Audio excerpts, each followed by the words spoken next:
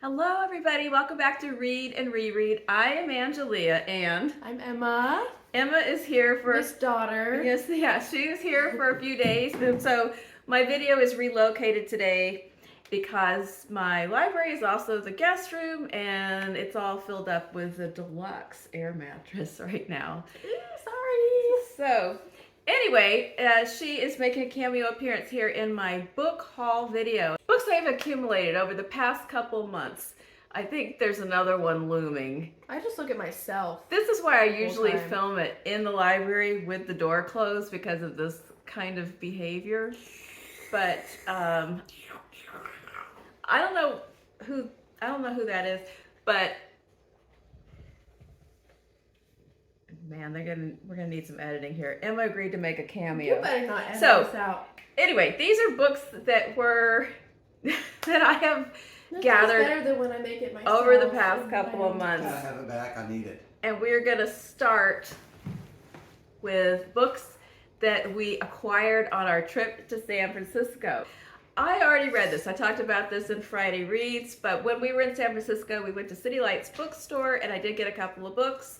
And so Emma got a book And one too. of them was for me because I am on vacation with my parents and they bought me things, including this book.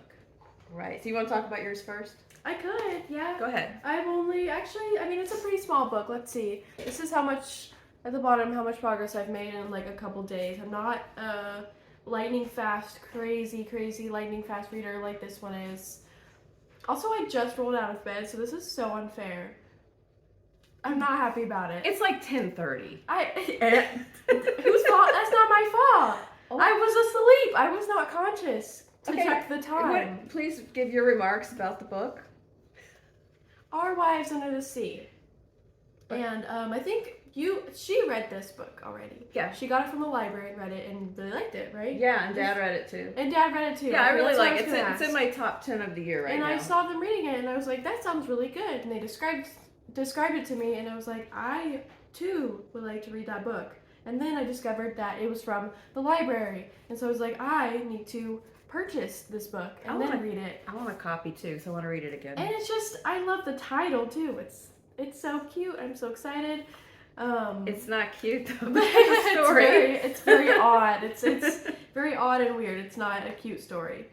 They're cute together. Like the wives. The book is like two married women, and one of them goes off with like her. I guess it's called the Center, and she works for them and goes on excursions. But this one, Like a marine biology thing. all we know so far is that the submarine got lost and was sinking, and she was gone for like 6 months instead of like 6 weeks. And so the story is us so far slowly finding out what happened while she was down there from her perspective and from her wife's perspective, who has welcomed her back home, experiencing how weird she is behaving and how things have changed since she vanished and came back 6 months later. All right. Mysterious things have happened. Yes, that's a good synopsis. That's very good. Thanks. No, so you've heard me talk about this book before, but yeah, it's really good. I'm glad that you are. Yeah, now reading it. you get to hear from me too. Yes. Okay. So we got that one for her, and then I got Rainbow, which I talked about on Friday Reads that I have finished by Lydia Conklin. Short stories, first book by a non-binary author, and stories about The first book. It's their first book. It's a collection of short stories about. The way you made it sound like if this is the first book ever written No. by a non-binary No. author. You said this is the first book by a non-binary author. No. Like ever. No, it's not. Okay. You need to say that different. Lydia Conklin's first book, and I talked about it on Friday. And it's short stories about non-binary and trans experiences. Also, I got at City Lights bookstore. Oh, here's Moo. I got Small Worlds by Caleb Azumah Nelson. I've been hearing a lot about this. This is the most distracting book haul video. I've been hearing a lot about this on BookTube, and so when I saw it at the store, I was attracted to it. It is about Stephen, a first-generation Londoner born to Ghanaian immigrant parents, and apparently it has a lot, it's sort of a coming-of-age story, and it has a lot to do with the music scene in London and his group of friends, and I just heard a lot of really good vibes about it, and I want to read it, so. Should I still be here? What am I doing? Are you ready to go? I think You want I'm to go gonna get your head out. breakfast? Yeah, I'm hungry. Okay, bye. Thank Bye. you for coming. Oh, and I'm going to make a cameo in her. Like, I have nothing else to say. In her I just read TikTok. one book. She does TikToks of solving Wordle and connections and stuff like that. So Yeah, it's super fun. I'm going to cameo in her video. And if there's a I way to made link her start that, doing connections every day. Yeah. And the mini crossword. yeah, I don't know if I can link it. I'll see. Anyway. Maybe I can send you the link. Yeah, it might not be in this video. It might be in like the next Friday reads. Anyway, I don't know. All right, thank you. Am I supposed to link your YouTube? No, you don't have. No. Your word puzzle viewers aren't going to watch my book haul video. Well, you don't have to add my TikTok to your YouTube. Okay, never mind. Don't. Okay. Bye. Thank you Bye. for coming. Yeah, All right. it's fun. Hey, recentered and possibly focused. We'll see. Anyway, Small Worlds. I'm interested to read this. Oh my gosh. I'm cutting so much of this out. This is very random, but we went to a Goodwill while we were in San Francisco where I thrifted this shirt and I got another book. I got a copy of Elizabeth Strout's Anything is Possible. We really love to thrift everywhere we go, so we had to do a vacation thrift. And I talked recently about how I realized that I wanted to get the Lucy Barton books for myself. I have the Olive Kitteridge books, but I don't have the Lucy Barton books, and they've kind of grown on me as it's gone, and now there's 4 of them. And so when I found a copy for $2 at the Goodwill, even though it's the second one in the 4 parts, it was still a good start. It's a library withdrawn copy from the Seattle Public Library, and it's in really excellent condition, so I'm excited to start my Lucy Barton series of acquisitions. So that was what I got in San Francisco, plus that tote bag that I showed you in a previous video from City Lights Bookstore. But meanwhile, other books have meandered into the house during the past couple of months. I don't know how that keeps happening, but somehow books just sort of ended up here. And they're all kind of in my upcoming reading plans. So I think I got the next couple books at Thrift Books, but I got Bloodchild and Other Stories by Octavia Butler, and I'm going to be incorporating this into Shorty September. Oh, Jesus! What was that? Okay, well, I am back. There was an interlude there. There was a disaster in the kitchen involving an explosion of oat milk and a busted container, and it was dramatic. But we have all survived. Let's continue. I think I was talking about Bloodchild by Octavia Butler. What I found very interesting, well, I love Octavia Butler, first of all, but I haven't read the short stories. And something that I think is really interesting here is that in her preface, she talks about how she finds it annoying when she says, before now, other people have done the print interpretations of my work. Butler seems to be saying, obviously Butler believes. Butler makes it clear that she feels.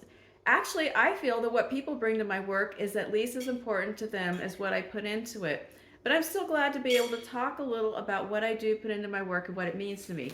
So after each short story, she has a little discussion where she talks about what she did mean when she was writing that story. So I'm really looking forward to seeing those insights into her work. But these are short science fiction stories. Also, I think in that same order, I got a book. This is a Booktube made me do it, and this is The Animators by Kayla Ray Whitaker. And I ordered this because I was very struck by it when Priscilla at Evening Reader talked about it. She's talked about it a couple times. I know it was in her video about beautiful book covers. If I can find that video, I'll put it below. And she said it was one of her favorite books. And then she mentioned it again in another video. And visually, it stayed on my mind. And then when I looked up and read about it, I was intrigued. And so I got myself a copy. And this is, I have not read anything by this author, and it is her debut novel, which came out when? In 2016. And it is about two women working in the field of animation. So I am hoping and thinking that this could be the antidote to things that I wasn't thrilled about in Tomorrow and Tomorrow and Tomorrow by Gabrielle Zevin, which was two women in the field of gaming creation. But this is two women in animation that meet in college and they become artistic partners. And then things that happen over the ensuing years. So sounds like a great story, and I usually vibe with Priscilla's opinions, so I'm hoping this will be a good one for me too. All right. Then the next one is a new release that I had pre-ordered, and I'm very excited that it is here. And I am, every time the past few books that I've started, this one keeps kind of creeping up and tempting me off of my path to stop and read this instead. So it's going to happen pretty soon, but it is Tom Lake, Ann Patchett's new novel. I'm not 100% thrilled with this cover. I think this is kind of blah, but especially after her last book, The Dutch House, which had such a beautiful, striking cover. But this is a painting from 1893, Bed of Daisies by Gustave Caillebotte.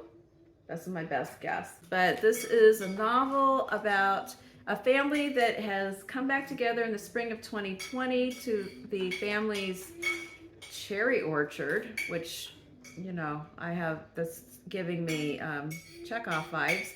But it is their, I don't know, it has something to do with the play Our Town and a story that the mother is telling to her three adult daughters about her past, a theater company called Tom Lake, relationships that she had. So I do like the play Our Town. I do like Ann Patchett. I'm looking forward to reading this story. I always love how her novels, they don't always necessarily sound like exciting material in the description, and then they end up, I love her family saga stories. And then I have talked at length about Crook Manifesto, which I had also pre-ordered, so I won't go further into it there because I talked about it quite a bit on Friday, but I did love Colson Whitehead's latest novel. And now I'm really interested to go backwards because I've read his last 4 books, loved them all, so I need to go backwards as his novel history is really interesting. There are all kinds of different things going on there. There's a zombie apocalypse novel. He's got some science fiction. He has some a book set in the 80s. He has, I don't know, there's just a lot of variety back there, and I've heard good things about at least 5 different ones. So I really want to explore his backlist, and so that's something I'm going to be looking for when I mosey around in the secondhand book world. A couple more that are kind of based on strong recommendations from Booktubers. Moo is playing right in front of me. I have The Stromness Dinner by Peter Benson, and I marked this down a while back when Shawn, the book maniac, talked about this, and it just sounded so good to me. And finally I happened to stumble into this beautiful, it looks like a never opened copy at a low price. And here's a little bit of the description. And this author, Peter Benson, who is, let's see, he's written 10 novels, but I have not read a single one. This book came out in 2020. Ed Beach is one half of Beach Building Services. He's based in Bermondsey, but no job's too small, no distance too great. So when he's asked to do some work on a house in Orkney, he loads the van with paint tools and sandwiches and takes off. Isn't that an island? He gets nervous around farm animals and big ships, and he's never been so far north. But when he's joined by Claire, his client's city banker sister, he discovers that in Stromness anything is possible. I just remember Shawn talking about how much he liked the protagonist in this book, and that it had also a lot of good food and cooking descriptions. One of the reviews says Peter Benson has the miniaturist's eye for the tiny details that bring grand themes alive: the love of food, the love of island life, and a love of love itself. His novel is humorous, humane, and horrible good, as we say in Stromness. So that just sounds really good for that quieter mood, and I'm looking forward to it. It's not, for some reason I thought it was a skinny book, and it really isn't. I mean, it's not enormous, but it's, you know, it's kind of average sized. In that same order, I got another one. I think that I heard this recommended by Brian at Bookish. I'm going to have to put links to all these people that sent me on this path of acquisitions. So this is Leonard and Hungry Paul by Ronan Hession. And it's a disarming novel that asks the simple question, can gentle people change the world? So obviously it's somewhere in my book shopping. I was going through a quieter mood. Maybe it was when I was reading A Month in the Country. But this book was written also in 2020. And here's the description. In this truly unique debut, popular Irish musician Ronan Hession, I don't know, what band is he in? I'm going to have to look that up, tells the story of two single 30-something men who still live with their folks and who are nice. They take care of their parents and play board games together. They like to read. They take satisfaction from their work. They are resolutely kind, and they realize that none of this is considered normal. So it's a book about two nice guys that are not weird or creepy. So that's enough. I'm curious, and I really love the cover with the Scrabble tile spelling and a random fish, or maybe it's not so random. I'll find out when I read the book. And then finally, there was two books that came in when I was just arriving back from my trip that I'm very excited to read. I have Reamble by Priya, Hein, and this I cannot pin on any particular individual who recommended it because so many people have recommended it. And this is a book, I would never have heard of this book or probably ran across it in a bookstore, because I have not found it in any bookstore, and I did look for it. It is set on the island nation of Mauritius, which I know absolutely nothing about, except that it is an island off the coast of Africa. I'm going to look it up on a map. I'm going to read a little bit of Mauritian history before I read the novel so that I will kind of know where it's coming from. But it appears to be a coming-of-age story about a girl, 15-year-old Noemi, who goes to get a job in a wealthy household, the de Gramborg family.